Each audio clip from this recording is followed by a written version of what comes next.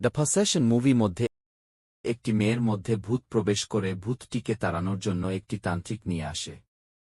তান্ত্রিক একটি মোমবাতি জ্বালিয়ে সামান্য জল নিয়ে আসে এবং তাদের একটি ফ্যামিলির ছবি নেই এবং তার দিদির মাথার চুল কেটে একটি বাক্সের মধ্যে ঢুকিয়ে তান্ত্রিক মন্ত্র শুরু করে মেয়েটিকে তার দিদি ও হাজবেন্ড তাকে জোরে চাপিয়ে ধরে যাতে মেয়েটি কোনো দিকে না যেতে পারে।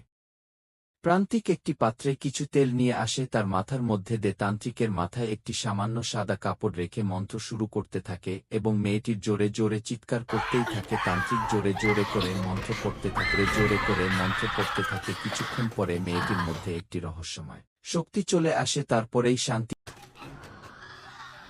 মেয়েটি গলা জ্বালিয়ে ধরে মেরে ফেলতে চায়।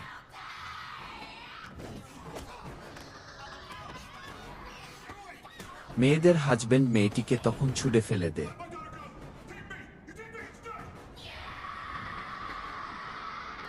তখন মেয়েটি ভয়ে পালিয়ে যায়।